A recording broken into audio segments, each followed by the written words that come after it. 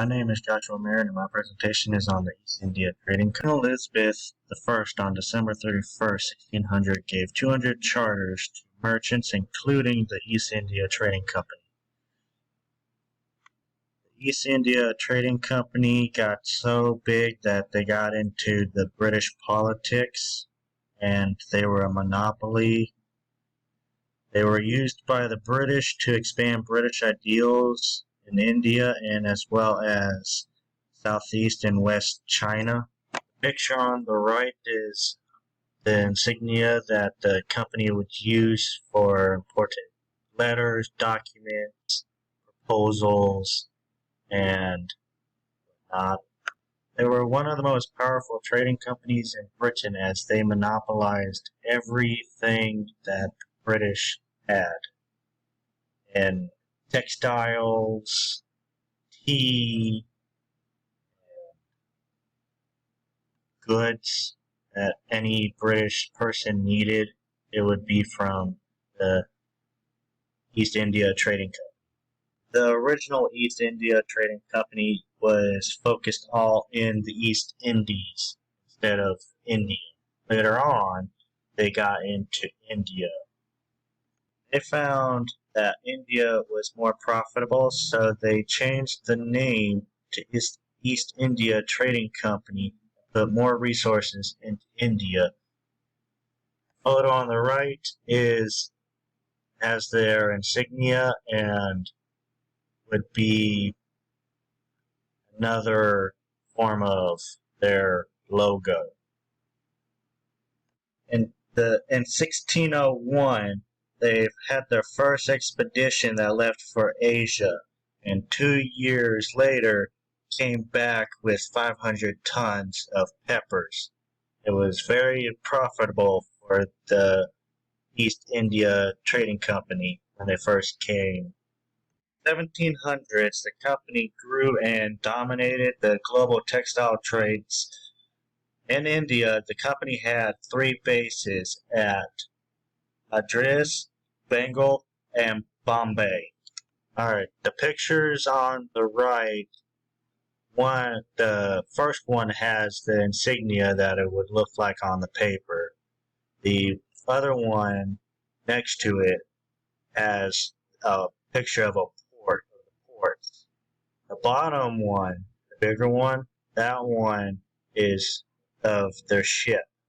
Industrial Revolution changed the way the company handled the textile trade. This is due because prior to the Industrial Revolution, the company would have highly skilled weavers make cotton and silk by hand. The Industrial Revolution, on the other hand, mass-produced a lot of cotton and silk, so this changed how they traded in textile. The Chinese wanted silver, and the Europeans wanted Chinese tea. And there was a mass market, and the company made a profit off of that. But in the beginning, they did not have any silver. So to get silver, they sold illegal drugs to the Chinese for silver. We had 2 rivals, the French East India Trading Company and the Dutch East India Trading Company. They all traded in the new trade routes to India as well as Southeast and West China. East India Trading Company dominated the British East India Trading Company in spices, as the British did not do so profitably. So they kept with India's silk and cotton. India Trading Company had a large private army that consisted of mainly British and Indian troops. The Indian troops made up 80% of the military. The East India Trading Company had 2 different uniforms. The East Indian military had shorts with the British jacket and the hat. The British had pants, the British jacket, and a hat. The shoes are also different, as you can see. The country that dominated the Spanish Armada was the British. and they were the ones that made the trade routes accessible to the British as well as their enemies, the Dutch and the French.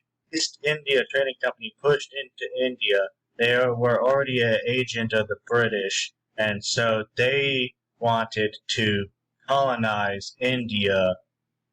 They also had slaves in India from other countries to work in their facilities. Slaves they had in India that were from other countries were from West Africa, East Africa, Indonesia, Madagascar, and Mozambique. Used slave labor until they were disbanded by the British. The East India Trading Company did not just use slave labor, they also transported slaves to India and Indonesia, and they could be sold for a profit. The company grew in India, they also grew in China and in Asia, as they got a royal charter that granted them monopoly over business with Asia. Due to the high demands in Europe for Chinese tea, the company's profitable tea business was made due to the tax revenue of the opium sold to China. The company did not just fight for the safeguard of its monopoly in drugs, they also wanted to safeguard their base in Shanghai. Here on the right is a boat exploding, and as the Chinese government did not want the British East India Trading Company selling opium, so they wanted it destroyed. This is one incident out of many that happened. During the Opium Wars, there was also in India an Indian rebellion called the Indian Rebellion of 1857.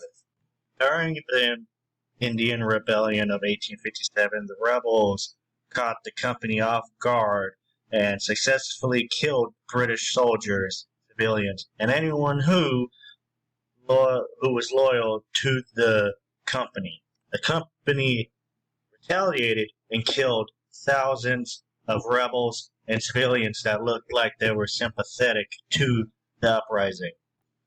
The Rebellion of 1857 is the downfall of the East India Trading Company as the British disbanded the East India Trading Company after the incident of killing thousands of rebels and civilians. The British government disbanded the East India Trading Company and took the company's land in India and made it theirs.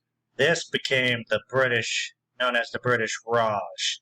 This period is the direct British rule of India and did not end until India became independent in 1947.